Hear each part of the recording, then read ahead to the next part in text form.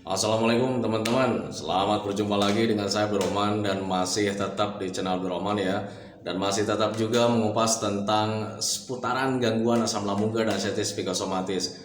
Nah, di season kali ini saya akan share video tentang penyebab sulit membaik atau misalkan susah sembuh gitu teman-teman ya. Nah, makanya bagi teman-teman yang sekarang penasaran tentang apa sih penyebab kita itu sulit membaik atau susah sembuh gitu teman-teman ya. Tolong tonton videonya sampai habis, jangan di skip biar kalian nanti mengerti, biar kalian nanti paham, dan ketika mengerti dan paham, kalian bisa menangani penyebab-penyebabnya. Nah itu teman-teman ya, makanya tonton videonya sampai habis, jangan di skip. Nah kemudian seperti biasa ya, bagi teman-teman yang baru bergabung, kalau seandainya kalian mau bertanya tentang seputaran gangguan asam lambung dan psikosomatis, alangkah baiknya kalian tonton dulu video-video saya sebelumnya, karena untuk seputaran gangguan asam lambung dan psikosomatis semuanya sudah saya share ya. Dari mulai cerita saya yang terkena gangguan asam lambung dan psikosomatis, kemudian merasakan 1001 macam sensasi yang sangat nikmat sekali gitu teman-teman ya. Itu sudah di-share. Dan kemudian bagaimana cara menangani setiap sensasi yang hadir, itu juga sudah di-share. Nah, makanya biar lebih jelas, biar lebih detail, alangkah baiknya kalian tonton dulu video-video saya sebelumnya. Nah, itu teman-teman ya. Dan kemudian bagi teman-teman yang baru bergabung juga, seperti biasa ya, kalau seandainya kalian belum subscribe channelnya, mohon videonya itu di subscribe dulu, karena untuk subscribe itu tidak memerlukan biaya, tidak memerlukan pendaftaran. Jadi subscribe itu adalah hal yang sangat mudah sekali bagi teman-teman lakukan ya. Jadi teman-teman itu cukup memijit saja tulisan subscribe. Biar kenapa? Jujur ya, biar videonya itu cepat berkembang dengan baik. Dan kalau seandainya videonya itu berkembang dengan baik, sudah barang tentu itu akan menambah semangat tersendiri buat saya untuk terus nge-share tentang seputaran gangguan asam lambung dan psikosomatis ini terhadap kalian. Kemudian yang lebih penting dan yang lebih utamanya, tekan juga tombol lonceng sama tombol like-nya ya, biar kalian itu dapat notifikasi atau pemberitahuan video saya yang terbaru. Karena saya itu akan terus nge-share tentang seputaran gangguan asam lambung dan psikosomatis ini terhadap kalian, dengan tujuan semoga saja videonya itu menjadi wasilah atau jalan keluar bagi kalian yang sedang mengalami gangguan asam lambung dan psikosomatis hingga membaik ya, apalagi sampai sembuh total. Amin ya robbal alamin. Ya minimal hanya memberikan motivasi saja, atau lebih minimalnya lagi hanya sekedar menemani kalian yang sekarang sedang merasakan tidak nyamannya dari gangguan asam lambung dan psikosomatis. Nah itu teman-teman ya. Nah kembali lagi ke topik utama teman-teman ya. Untuk orang-orang yang terkena gangguan asam lambung dan psikosomatis, hal yang paling dirindukan itu adalah kesembuhan. Nah itu teman-teman, jadi kita itu rindu ya karena kita selalu merindukan tentang kesembuhan, berharap tentang kesembuhan, jadi menimbulkan kerinduan ya. Kerinduan keadaan kita yang dulu gitu teman-teman, yang sebelum terkena gangguan asam lambung dan psikosomatis. Di sana sebelum terkena gangguan asam lambung dan psikosomatis, kita itu orangnya ceria, mungkin ceria gitu teman-teman ya, semangatnya besar gitu teman-teman ya, kemudian semuanya itu serasa bahagia. Nah itu teman-teman ya. Nah tetapi kadang berharap-harap seperti itu gitu teman-teman ya, justru itu akan melupakan konsentrasi kalian terhadap penyembuhan gitu teman-teman ya. Nah makanya bagi teman-teman yang sekarang ingin berharap-harap atau misalkan yang selalu menginginkan kesembuhannya itu lebih cepat gitu teman-teman ya, alangkah baiknya kalian itu coba mengingat-ingat kenapa nih sekarang kalian itu sulit sekali membaik. Nah itu teman-teman ya, karena dulu juga saat terkena gangguan asam lambung dan psikosomatis yang saya rasakan gitu teman-teman ya, ketika kita selalu rindu dengan keadaan seperti itu gitu teman-teman, tanpa kita tahu penyebabnya gitu teman-teman tentang kesembuhan kita, kemudian rindu itu hanya sebatas rindu saja gitu teman-teman, tanpa menjalankan metodenya dengan konsisten, itu justru tidak akan membaik teman-teman ya.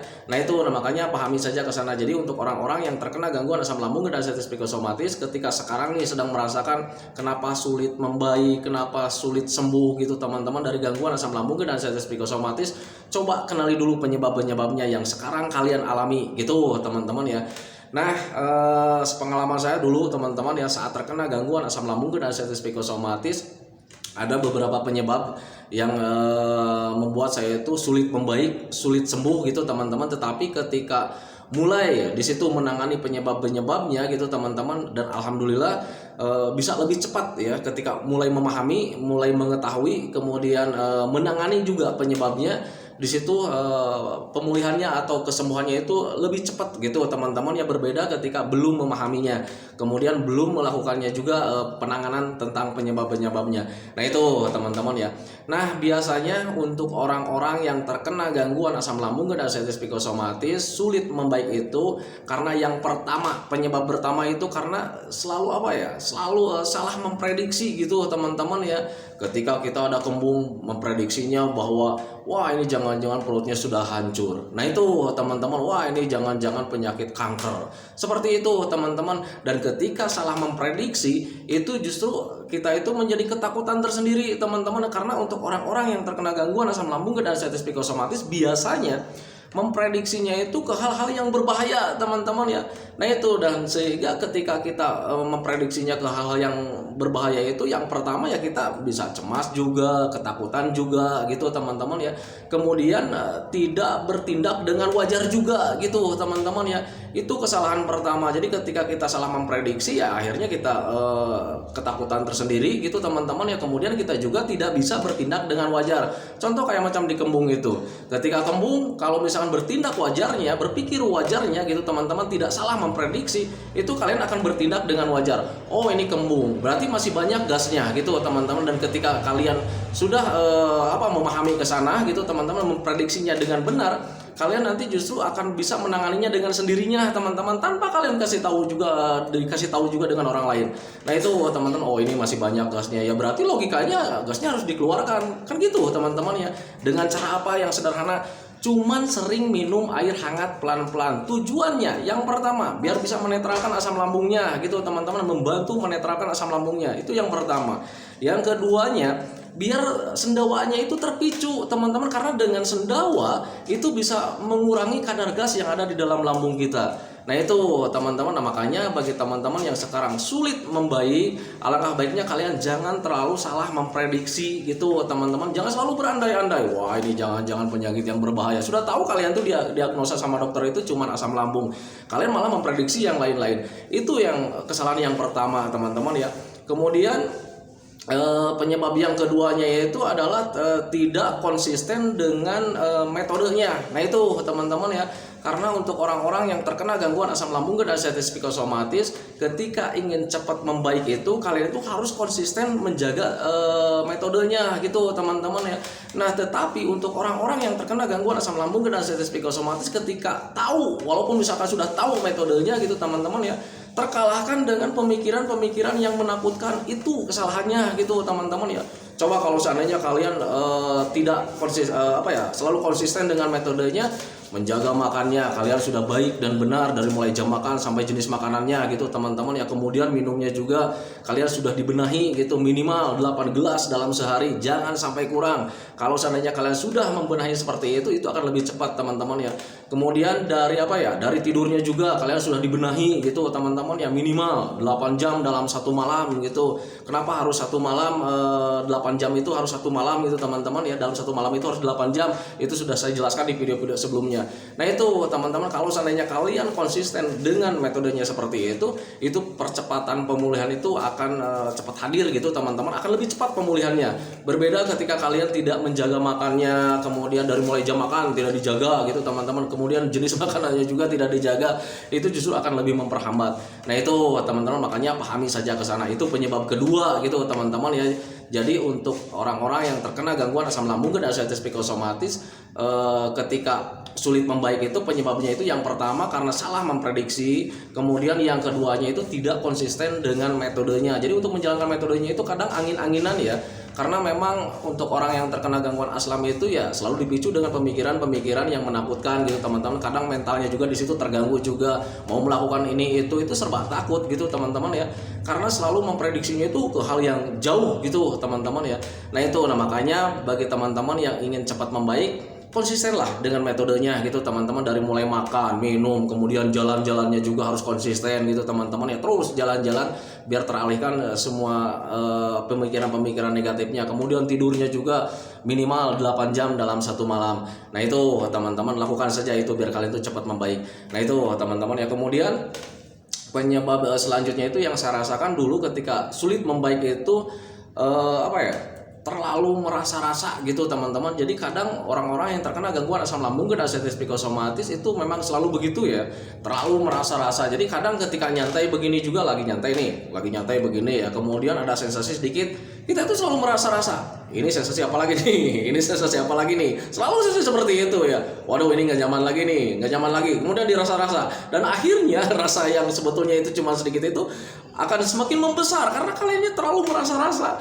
Nah itu teman-teman, itu pengalaman saya. Nah, makanya bagi teman-teman yang sekarang masih sensasinya itu nyolek itu jangan terlalu dirasa-rasa gitu teman-teman ya. Dan biasanya untuk orang-orang yang terkena gangguan asam lambung dan artritis psikosomatis, kadang ketika tidak ada sensasi juga kadang selalu berharap-harap ya. Selalu berharap-harap. Nah itu kesalahannya. Jadi kadang ketika kita ngobrol dengan orang lain, bersosialisasi dengan orang lain, bahkan ketika jalan-jalan menyenangkan juga, itu kadang selalu berharap-harap. Ketika jalan-jalan nih, ini nanti sensasi hadir nggak ya? Ini nanti sensasi hadir nggak ya? Selalu saja seperti itu.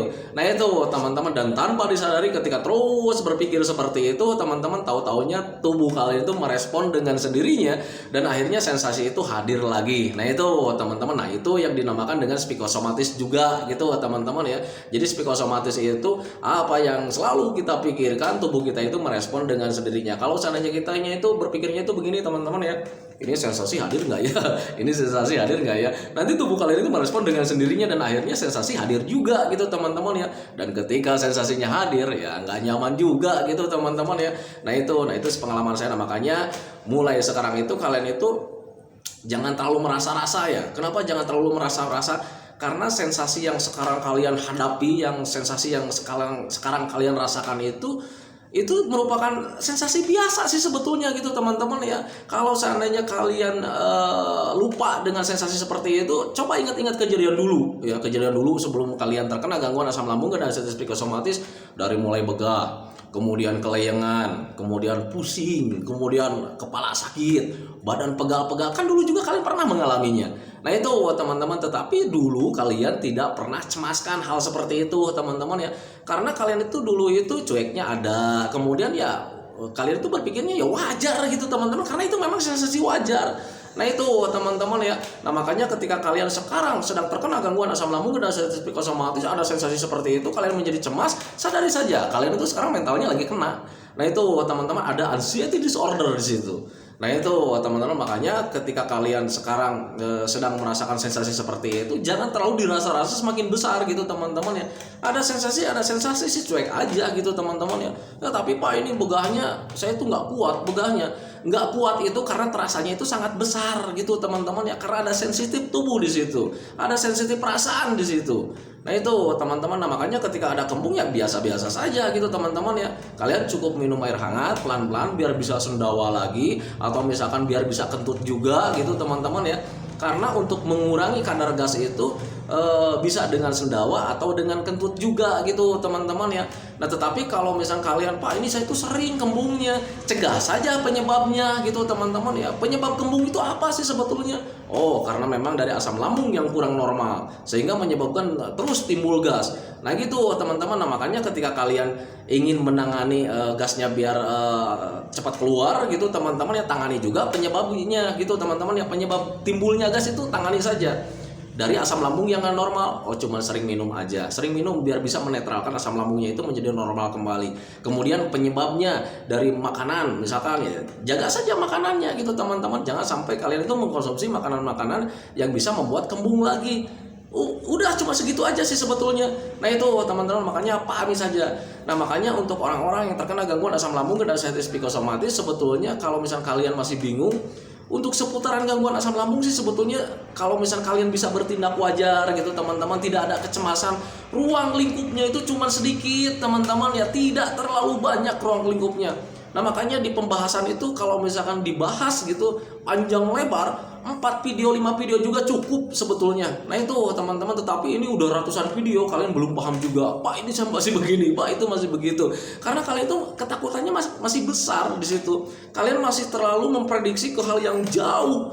Nah itu teman-teman, itu kesalahannya gitu teman-teman. Makanya ketika kalian selalu saja melakukan seperti itu, stop dari mulai sekarang, jangan terlalu memprediksi ke arah jauh. Nah itu teman-teman ya, itu merupakan hal yang sangat biasa, dulu juga kalian alami. Nah itu teman-teman, makanya pahami saja. Nah itu teman-teman ya, itu penyebab sulit sembuh atau susah sembuh bagi orang-orang yang terkena gangguan asam lambung dan artritis psikosomatis. Saya ulang kembali, penyebab yang pertamanya itu karena selalu salah memprediksi, selalu berandai-andai, apalagi memprediksinya itu kadang yang aneh-aneh juga gitu teman-teman. Wah ini jangan-jangan gangguan jin seperti itu teman-teman ya. Wah ini jangan-jangan ada apa ya, ada santet seperti itu, padahal tidak teman-teman ya, bisa dijelaskan dengan logika juga. Nah itu teman-teman, itu kesalahan yang pertama. Kesalahan yang keduanya itu yaitu tidak konsisten dengan metodenya gitu teman-teman ya. Dari mulai makan tidak konsisten, kemudian dari minumnya juga tidak konsisten, kemudian dari jam tidurnya juga di malam hari itu tidak konsisten, kemudian dengan jalan-jalannya juga tidak konsisten. Itu kesalahan yang kedua. Kemudian kesalahan yang ketiganya itu terlalu merasa-rasa. Kadang orang yang terkena gangguan asam lambung dan artritis psikosomatis walaupun sedang nyaman juga, kadang itu selalu berharap-harap ya, selalu berharap-harap, selalu berandai-andai. Waduh ini sensasi hadir lagi nggak ya? Waduh ini sensasi hadir lagi nggak ya? Selalu saja seperti itu teman-teman, dan itu merupakan kesalahan yang sangat besar. Nah itu teman-teman, karena ketika kalian selalu melakukan hal tersebut itu teman-teman ya, itu justru akan memperhambat pemulihan. Dari salah memprediksi bisa menjadi ketakutan tersendiri, akhirnya kita cemas juga. Ketika cemas ya akhirnya sensasi medisnya itu hadir lagi gitu teman-teman, dari minimal ya berat-berat punggung, kemudian pegal-pegal tidak jelas, kemudian napas terasa ngos-ngosan atau terasa pendek, itu juga bisa ke sana. Nah itu teman-teman, kemudian dari tidak konsisten dengan metodenya ya sudah jelas ya, itu akan memperhambat pemulihan. Karena ketika kalian tidak konsisten, nanti ada rasa apa ya, ada rasa malas, kemudian ada rasa bad mood juga, kemudian ada rasa bosan gitu teman-teman. Dan ketika bosan, kalian malas ya justru tidak ada semangat, kalian proses pemulihannya itu akan melambat. Nah itu teman-teman, itu pengalaman saya dulu gitu teman-teman ya. Kemudian dari terlalu merasa-rasa ya justru itu akan lebih apa ya, lebih mengganggu itu, karena ketika sensasi hadir kalian itu nanti merasa rasa, jadi akhirnya rasanya yang sekecil apapun menjadi besar. Nah itu teman-teman, itu pengalaman saya dulu. Nah makanya stop mulai dari sekarang, salah memprediksinya stop mulai dari sekarang. Kalau misalnya sudah diagnosa sama dokter itu cuma asam lambung saja, ya sudah asam lambung saja. Kemudian ketika kalian tidak konsisten menjalankan metodenya, mulai dari sekarang ayo semangat menjalankan metodenya, jangan patah semangat gitu teman-teman ya, karena patah semangat itu tidak akan membuat kalian itu meningkat kesehatannya. Nah itu teman-teman. Kemudian yang masih sekarang itu terlalu merasa-rasa, kalian jangan terlalu merasa-rasa, karena apa yang kalian rasakan itu sebetulnya itu hal yang sangat biasa, kecil sih sebetulnya gitu teman-teman ya. Kalau seandainya kalian sudah sembuh total itu pasti bisa berpikir wajar ya, kemudian berpikir logika juga. Oh ternyata dulu itu saya itu mempunyai sensasi seperti itu, sensasi biasa, karena biasa sih sebetulnya. Nah itu teman-teman, makanya pahami saja ke sana. Nah itu teman-teman ya. Nah itu teman-teman ya, video dari saya. Semoga saja videonya itu menjadi wasilah buat kalian. Semoga saja videonya itu menjadi pencerahan buat kalian ya, minimal hanya sekedar menemani kalian lah yang sekarang sedang gundah gulana, kemudian sedang merasakan yang namanya tidak nikmat dari gangguan asam lambung dan artritis psikosomatis. Karena jujur ya, walaupun saya sudah sembuh total itu, kadang ketika mengingat kejadian dulu, kadang suka senyum sendiri gitu teman-teman ya. Dulu saya tuh kena medisnya itu cuma 1% sih sebetulnya gitu teman-teman ya, karena untuk medis asam lambung itu cuma 1%, 99%-nya itu dari psikis teman-teman ya. Kadang suka tersenyum, dulu itu gua dipermainkan dengan pemikiran-pemikiran yang salah. Nah itu teman-teman ya, pemikiran yang salah karena memang ada trauma di situ. Nah itu teman-teman, jadi ketika mengingat dulu saat sebelum membaik dari gangguan asam lambung dan artritis psikosomatis, kadang suka tersenyum sendiri gitu teman-teman ya. Betapa bodohnya dulu saya selalu dipermainkan dengan pemikiran-pemikiran negatif.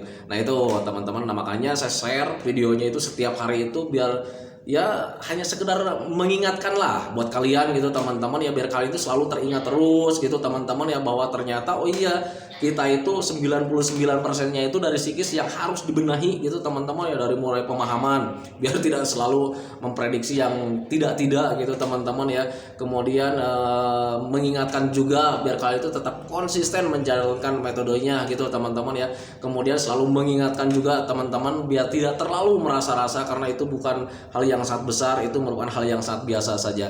Nah itu teman-teman, tetapi ya jujur ya, untuk asam lambung dan anxiety psikosomatis rasanya itu sungguh dahsyat sekali teman-teman ya. Tetapi kalian harus semangat, harus kuat, harus hebat, karena pada dasarnya kalian itu memang hebat, kalian itu pada dasarnya memang kuat, karena memang kuat sih sebetulnya. Nah itu teman-teman, makanya pahami saja kesalahan. Semangat untuk sembuh teman-teman ya. Sehat, sehat, sehat, bismillah, gitu aja teman-teman ya. Nah itu teman-teman ya. Nah itu teman-teman ya, videonya saya hentikan.